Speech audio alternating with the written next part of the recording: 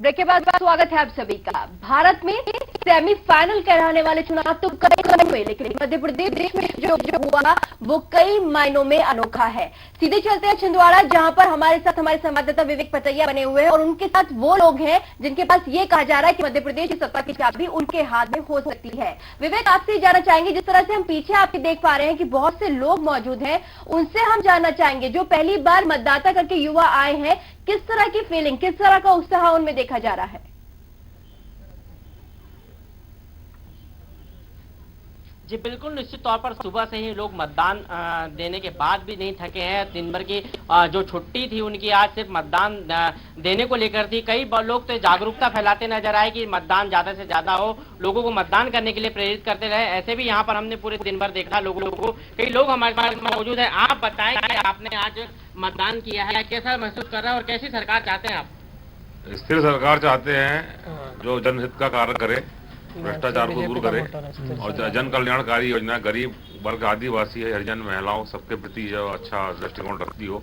जी जी जी, आपके पास वापस लौटेंगे। हमारे साथ वरिष्ठ पत्रकार राजीव रंजन साहब भी बने हुए हैं। राजीव जी, आप मध्य प्रदेश की राजनीति को भली भांति समझते हैं। 51 साल बाद अगर बीजेपी विकास के मुद्दे को बनाकर एक मुद्दा बनाकर लोगों के बीच आई, क्या कुछ लगता है कि वाकई में 51 साल बाद विकास की बातें करना वाजिब होगा?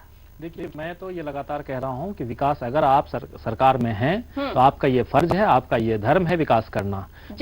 विकास के नाम पर अगर जैसे न सिर्फ मध्य प्रदेश में, छत्तीसगढ़ में भी, दिल्ली में भी, हर जगह विकास के नाम पर जो अभी एग्जिस्टिंग गवर्नमेंट है वो चुनाव सरकार वो चुनाव लड़ रही है, लेकिन उसके साथ साथ आप क्या दे रहे हैं? आप जनता को क्या दे रहे हैं? शासन दे रहे हैं कि शासन दे रहे हैं? कह रहा हूं स्मिता जी, आपसे मैं जानना चाहूंगी, जिस तरह से ये कहा गया कि बहुत से ऐसे इलाके हैं मध्य प्रदेश के जहां पर लोगों ने साफ तौर पर चुनाव का बहिष्कार किया है, अगर वाकई में वो लोग मताधिकार का इस्तेमाल करने के लिए पोलिंग बूथ पर नहीं पहुंचे हैं तो कितना बड़ा नुकसान बीजेपी के लिए और कांग्रेस के लिए?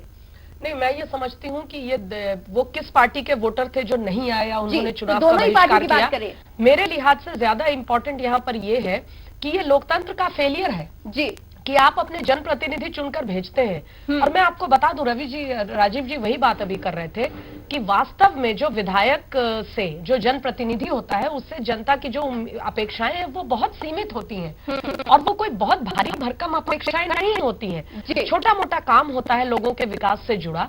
अगर उतना सा विकास भी उनके क्षेत्र तक नहीं पहुंच पाता है तो ये मैं समझती हूं कि लोगों का ये आक्रोश बाहर आ जाता है चुनाव के समय।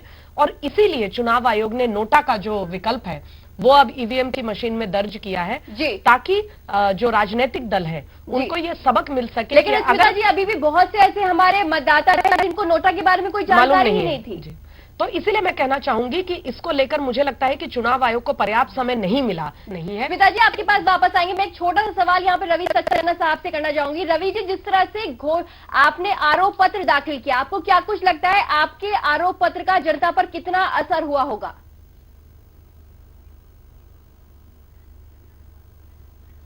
देखिए, हमने जो आरोप पत्र लगाया था जी, अविश्वास प्रस्ताव विधानसभा में दिया, मुख्यमंत्री अविश्वास प्रस्ताव लेके भाग गए विधानसभा से, उसका सामना नहीं किया। तो उनके परिवार ने जिस तरह से लूट की थी, उनके परिवार के, उनके भाई की अविश्वास, उनके भाई की सीडी आपके जनता के सामने आई।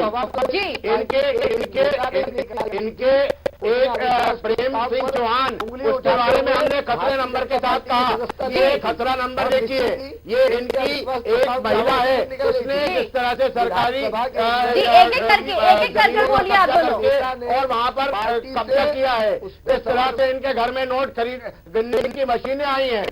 आखिर ये भ्रष्टाचार का जवाब मुख्यमंत्री क्यों नहीं दे रहे? 4.5 लाख करोड़ रुपया इस प्रदेश की जनता को इस प्रदेश में केंद्र सरकार द्वारा दिया गया। आपके आरोप पत्र का जवाब हम छिंदवाड़ा में जनता से जानना चाहेंगे। विवेक, आपके पास आ रही हूं मैं, आपसे मैं ये जानना चाहूंगी, आप जनता से पूछिए कि जो आरोप पत्र कांग्रेस की तरफ से लगाया गया था, क्या जनता को वो आरोप पत्र के बारे में कोई जानकारी हुई भी कि नहीं?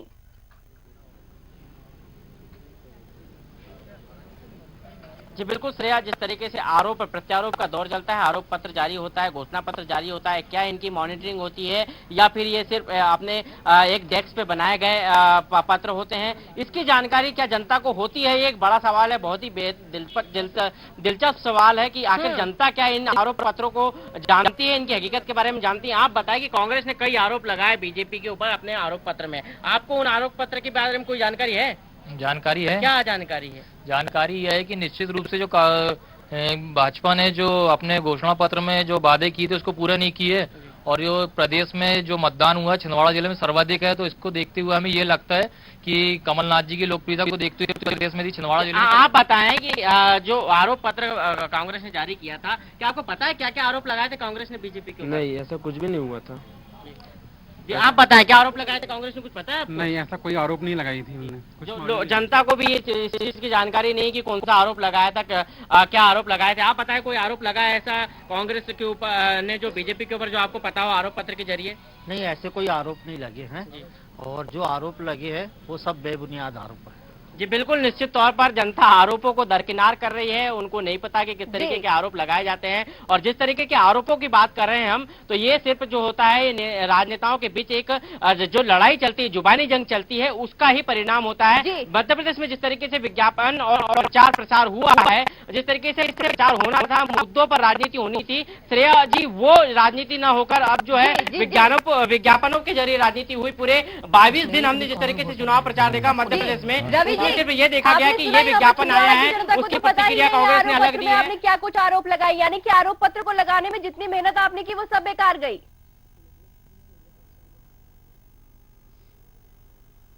एक एक जनता को मालूम है, एक एक व्यक्ति को मालूम है। वहां पर छिंदवाड़ा में 2 लोगों ने कहा हमें मालूम है, और एक तो भाजपा समर्थित व्यक्ति है, वो तो सारे आरोपों को नकार ही रहा है। तो आपको मैं कह रहा हूं, नकारने से काम नहीं चलेगा। जितने भी विज्ञापन भारतीय जनता पार्टी ने दिए हैं, आप देख लें, 1100 करोड़ रुपए की कैंपेनिंग की है। ये 1100 करोड़ रुपया भारतीय जनता पार्टी के पास आया कहां से? ये कहां से आया? ये वो लूट का पैसा है जिसको इन्होंने मीडिया में, प्रेस में और विज्ञापनों में खर्चा किया है। जी बताइए अजय जी। जितना समय इन्होंने आरोप पत्र बनाने में लगाया, इतना समय ये जनता के बीच में जाके समय देते तो निश्चित इनकी कुछ सीटें बढ़ती, परंतु इनकी आपके शिवराज जी ने तो बहुत समय दिया है ना। अभी आपको 8 तारीख को समय मालूम पड़ेगा कि घोषणावीर ने कितना झूठ बोला है। अगर आप जनता के बीच में केवल झूठ बोलने के लिए जा रहे हैं, तो ऐसी जनता के बीच में जाना आपको मुबारक हो। हम तो जनता का काम करना चाहते हैं, उनके दुख दर्द में खड़े होना चाहते हैं। पार्टी के लोकप्रिय संवेदनशील मुख्यमंत्री ने जनता केवल झूठ बोलने के लिए, घोषणाएं करने के लिए अगर आशीर्वाद लेने निकले हैं, तो इससे ज्यादा दुर्भाग्यपूर्ण और शर्मनाक बात भारतीय जनता पार्टी के लिए हो नहीं सकती। 10 साल के दिग्विजय सिंह के कुशासन को याद करके भी कांप जाती है जनता पूरी तरीके से भारतीय जनता पार्टी। लेकिन अजय जी, आप दिग्विजय सिंह के शासनकाल को याद कर रहे हैं, आप अपने मौजूदा शासनकाल की तो बात कीजिए। शिवराज सिंह चौहान की इमेज के अलावा आपके पास कुछ भी नहीं है। रवि जी, अजय जी की बात सुन ले पहले। आदमी भी इकट्ठे नहीं हो रहे थे जी। हार कर इनको 58 विधानसभाओं में जाने से पहले उसको बंद करना पड़ा। मैं आपके सामने इनकी हकीकत सामने रख रहा हूँ। जी रवि जी, आप इमेज रखने की कोशिश कर रहे हैं, आप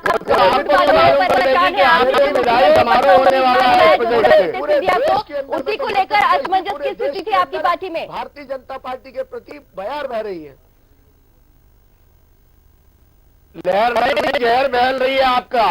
आप जिस तरह से जहर फैला रहे हैं पूरी राजनीति में, जिस तरह की भाषा का प्रयोग कर रहे हैं, जिस तरह की गंदी हरकतें कर रहे हैं, देश की नहीं पूरे देश की जनता देख रही है कि आप लोग जोर जोर से बोल के झूठ कब तक करोगे, और जनता ने कब तक आप लोगों को भरमाओगे झूठी घोषणाएं करके, झूठे जुमला के। जिस तरह से इन्होंने बातचीत करेंगे। राजीव जी से जान लेती हूँ। राजीव जी, आज जो सियासी ड्रामा मध्य प्रदेश में देखने के लिए मिल रहा है वो इतना दिलचस्प कभी नहीं था। बिल्कुल सही कह रही हैं। एक्चुअली है क्या कि दोनों पार्टियां, एक तरफ भाजपा के पास 10 साल और उस 10 साल को आगे बढ़ा करके, क्योंकि हैट्रिक लगाना ये अपने आप में बहुत बड़ी बात होगी, अगर ऐसा हो जाता है तो बहुत बड़ी बात होगी, तो उसको पाना और दूसरी तरफ 10 साल तक सत्ता से दूर रहने के बाद कांग्रेस की जो स्थिति आज है वो भी बहुत ही एक नाजुक स्थिति कह सकते हैं। उनको भी किसी भी प्रकार से एन प्रकार सत्ता चाहिए। तो ये दोनों जो पार्टी के जो प्रमुख अभिवक्ता यहाँ हैं और बात कर रहे हैं वो तो साफ दिख रहा है।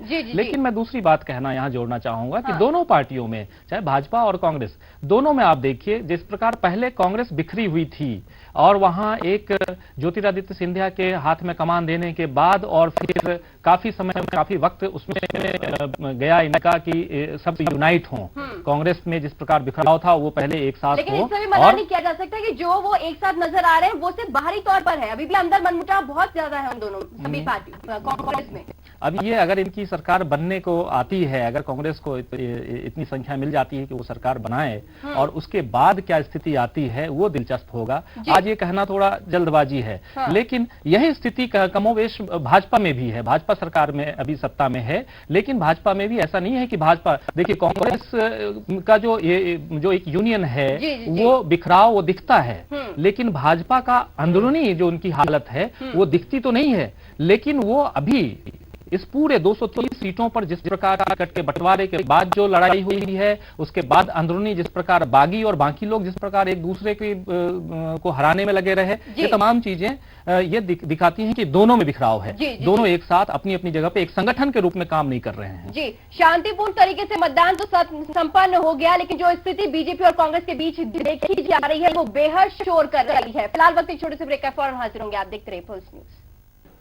राज संग्राम में एक बार फिर से आप सभी का स्वागत है। हमारे साथ बहुत ही खास मेहमान जुड़े हुए हैं। हमारे साथ स्टूडियो में भी 2 वरिष्ठ पत्रकार जुड़े हुए हैं, साथ ही साथ बीजेपी नेता और कांग्रेस नेता भोपाल से जुड़े हुए हैं और छिंदवाड़ा से लगातार हमारे संवाददाता विवेक पटैया भी बने हुए हैं। सबसे पहले विवेक का ही रुख कर लेते हैं। विवेक, आपसे ये जानना चाहेंगे, जिस तरह से लोग वहां पर ये कह रहे हैं कि उनको पता ही नहीं कांग्रेस ने किस तरह के आरोप पत्र दाखिल किया, क्या कुछ आरोप लगाया, तो क्या कुछ कहा जाए, क्या लोग, ये जो विज्ञापन वॉर भी चल रहा था ये सिर्फ पार्टियों के बीच था, लोगों को इससे कोई मतलब ही नहीं था?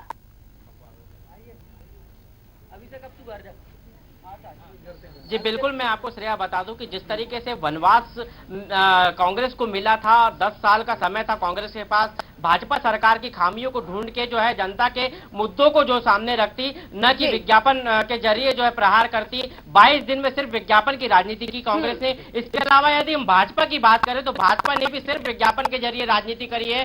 कांग्रेस के जो विज्ञापन है उसका जवाब दिया है, लेकिन जनता के हित की बात यदि की जाए तो कहीं भी यदि बीजेपी ने की हो तो सामने नहीं आई, और नहीं कांग्रेस ने इन 22 दिनों में जो है जनता के हित की बात की है। दोनों ही राजनीतिक दलों ने विज्ञापन के जरिए अपनी अपनी बातें रखी है, जो कहीं ना कहीं जनता आए थे मध्य प्रदेश में चुनावी रैलियां करने के लिए, उन दिल्ली वाले नेताओं को कितना असर हुआ मध्य प्रदेश के विधानसभा चुनाव में?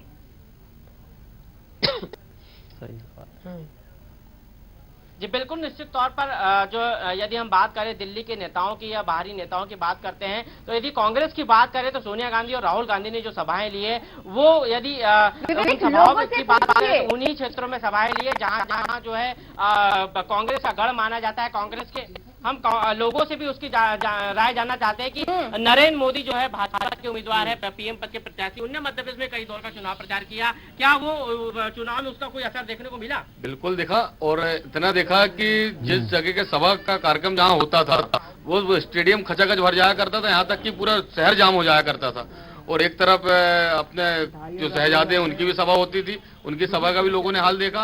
इनको तो जगह सभा स्थलों तक बदलना पड़ा। जी बिल्कुल, निश्चित तौर पर आप बताएं कि कांग्रेस के नेताओं की भी सभा हुई है, क्या वो उससे कुछ फर्क पड़ेगा राष्ट्रीय नेताओं की सभा से? नहीं, स्वाभाविक रूप से फर्क पड़ेगा। और चूंकि रही बात मोदी जी की सभा होने की, तो यहाँ पे सत्तारूढ़ दल भाजपा है और उसमें शासन द्वारा भीड़ आसानी से जुटाई जा सकती है। कुछ युवा भी है, उनसे जानते हैं आखिर की बताएं कि नेताओं की सभा होती है, स्टार प्रचारकों की सभा होती है, क्या वो जो मतदाताओं को लुभाने में, मतदाताओं को अपने वो आकर्षित करने में सफल होते हैं?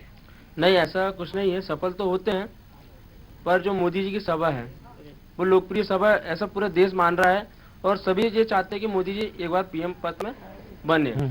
भागीदारी लें। तो कहीं न कहीं युवाओं का भी साफ तौर पर कहना है कि नेताओं का ज्यादा असर नहीं पड़ता बाहरी, लेकिन मोदी की लोकप्रियता जो है वो कहीं न कहीं लोगों के लिए जरूर आस्था का केंद्र बनी हुई है। लेकिन सबसे बड़ी बात यही है, क्या भाजपा क्या कांग्रेस जनता के विश्वास पर खरी उतरेगी?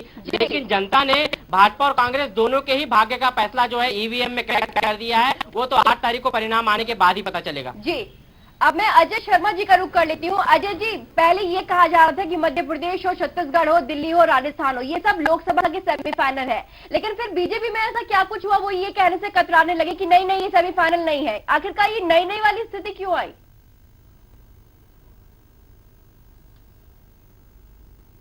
देखिए, ये आपके चैनल के माध्यम से मुझे जानकारी मिल रही है कि सेमीफाइनल निश्चित ही हमने जनता के बीच में प्रदेश के मुद्दों को लेके गए हैं। प्रदेश की खुशहाली, प्रदेश को आगे ले जाने के मुद्दों को लेके हमने चुनाव लड़ा है और निश्चित इसका लाभ हमको आगामी लोकसभा चुनाव में भी मिलेगा। जी।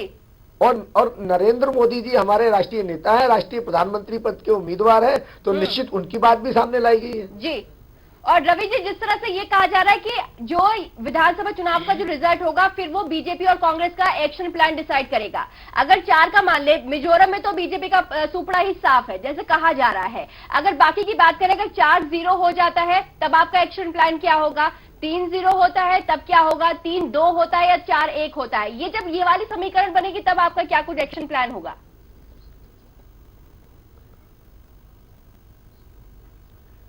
देखिए प्रिया जी, मैं आपको एक बात बताना चाहता हूं, एक बात आपके ध्यान में लाना चाहता हूं। जी जी जी। कि अभी 6 महीने से 1 साल के पहले जब केजरीवाल जैसे लोग, अन्ना हजारे जैसे लोग, रामदेव जैसे लोगों ने पूरे तरह से कांग्रेस के प्रति जहर उगला, उस समय इस देश की जनता ने उत्तराखंड में, हिमाचल में और कर्नाटक में कांग्रेस पार्टी को आशीर्वाद देकर वहां पर कांग्रेस पार्टी की सरकार बनाई। और आज आप बात ज्यादा मत बोला करिए, पहले मैंने बोला, मैं आपसे बोलने पर बात नहीं करता हूँ, पूरी बात को सुनते नहीं है। ऐसे लोगों को आप चैनल में बुलाते हैं जिनको दूसरों की बात को सुनते नहीं है। कोई बात रवि जी को भी सुन लीजिए। आज जब क्या करें, किसी तरह का कोई माहौल नहीं है, एक ऐसा व्यक्ति जो लगातार झूठ बोल रहा है, जिसको भूगोल का ज्ञान नहीं, जिसको इस देश के इतिहास का ज्ञान नहीं, उस व्यक्ति के बातों में आके इस देश की और प्रदेश की जनता लेने वाली नहीं है। कांग्रेस पार्टी क्लीन स्वीप करने वाली है। मैं आज आपके चैनल पे कह के जा रहा हूँ, 5 में से 5 प्रदेश पूरे कांग्रेस पार्टी जीतने जा रही है। बीजेपी मुंगेरी लाल के सपने बता रही है। छत्तीसगढ़ में हम इनको हरा चुके हैं, मध्य प्रदेश में इनको हरा चुके हैं, दिल्ली, राजस्थान और मिजोरम में अंतर से हारने वाले हैं। मुंगेरी लाल के सपने बता रही है, जनता के मुद्दों को उठाएं। मुंगेरी लाल के सपने बता रहे हैं अजय शर्मा जी आपके सपनों को। और ये करेंगे क्या बेचारे, इनके पास और कोई बताने को तो है ही नहीं। इसी तरह की भाषा इनके पास है, इनके नेताओं के पास है। जमीनी हकीकत की बात कभी करते नहीं है, गरीब की बात कभी करते नहीं है, मजलूम की बात कभी करते नहीं है। इनको हमेशा मुंगेरी लाल के सपने और जहरीली भाषा और जहरीली पंचायत की बातें करना आती है कि गरीब लोग 2-2 सब्जियां खाने लग गए हैं। सड़क छाप लोग बातें करते हैं, वो इनकी पार्टी के बड़े से बड़ा नेता और नीचे से नीचे का नेता जो ये बैठे हुए खुद भी इसी तरह की बात करते हैं। आप इसे कह रही हूँ मैं, कपिल सिब्बल साहब 2 दिन पहले मध्य प्रदेश में आकर ये कह गए महंगाई इसलिए बढ़ी, गरीब 2-2 सब्जी खाने लगे हैं।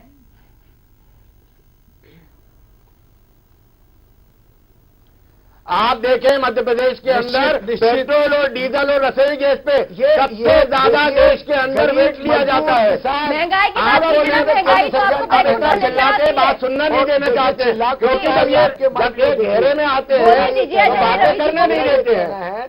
आप देखें रसोई गैस के ऊपर सबसे ज्यादा वेट टैक्स लिया जाता है, पीछे क्यों पेट्रोल और डीजल पे सबसे ज्यादा वेट टैक्स लिया जाता है।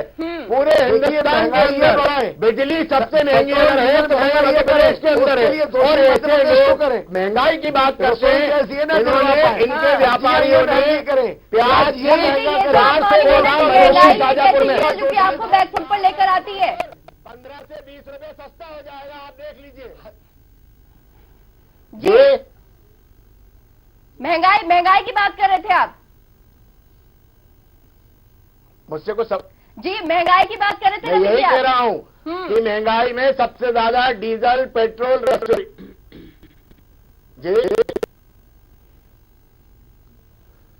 रसोई गैस और बिजली मध्य प्रदेश के अंदर महंगी है और सबसे ज्यादा टैक्स ये वसूलते हैं। 24 घंटे बिजली मिल रही है जनता को। जो 24 घंटे बिजली मिल रही है उसमें उन्होंने 1 मेगावाट बिजली पैदा नहीं की है। 32,000 करोड़ रुपए की बिजली खरीदी, उसमें भारी भ्रष्टाचार किया। हमने एक लेख पत्र जारी किया, इनके पास उसका कोई जवाब नहीं है। इस तरह से इस प्रदेश की जनता को लूटा है, चूसा है। उसका नतीजा इस प्रदेश की जनता इनको 8 तारीख को जब ईवीएम खुलेंगी तब ये धाम से जमीन पे गिरेंगे, तब इनको मालूम पड़ेगा। देश की श्रेणी में आ रहे हैं, वहीं अभी भी हमारे देश के विधानसभा चुनाव का मुद्दा बिजली विकास तक ही सीमित है। आखिरकार किस ओर देश जाएगा हमारा? नहीं, ये तो संतोष की बात है कि बिजली और विकास को कम से कम चुनाव का मुद्दा बनाया जा रहा है। जिस तरह के भावनात्मक मुद्दे नरेंद्र मोदी जी ने बुंदेलखंड के इलाके में उठाए या कांग्रेस के नेता यहाँ वहाँ उठाते हैं, उससे तो बेहतर है कि बिजली और सड़क की बात करें जी। लेकिन जो सेमीफाइनल वाली बात आपने उठाई उस पर कहना चाहूंगी कि इस समय दोनों पार्टियों के नेता जो 6 महीने पहले तक इन 5 राज्यों के चुनावों को अगली लोकसभा का ट्रेलर मान रहे थे, वो अब इस बात से कतराने लगे हैं कि ये सेमीफाइनल है। उसका सीधा कारण ये है कि बीजेपी नरेंद्र मोदी को लेकर जो उनके घोषित पीएम कैंडिडेट हैं और कांग्रेस राहुल गांधी को लेकर जो अघोषित है लेकिन चुनाव का चेहरा वही है, हम सब जानते हैं। जी जी जी। अगर चुनावों में जो परफॉर्मेंस है पार्टियों का दोनों का, अगर वो इनकी आशाओं के विपरीत हुआ तो सीधे सवाल इन दोनों नेताओं पर उठेंगे, क्योंकि दोनों तरफ इन्हीं दोनों नेताओं ने प्रचार को संभाल रखा है। सारे कैंडिडेट उन्हीं पर निर्भर कर रहे हैं।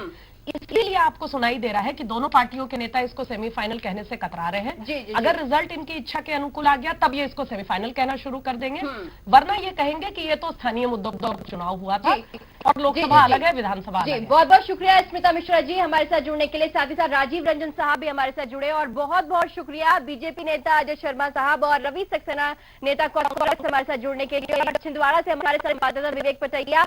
बहुत शुक्रिया आप सभी मेहमानों का। लेकिन मध्य प्रदेश की सियासत की तस्वीर क्या कुछ होगी ये 8 दिसंबर को तय हो जाएगी, लेकिन आपको इंतजार 8 दिसंबर तक का ही करना होगा। मुझे दीजिए इजाजत, नमस्कार।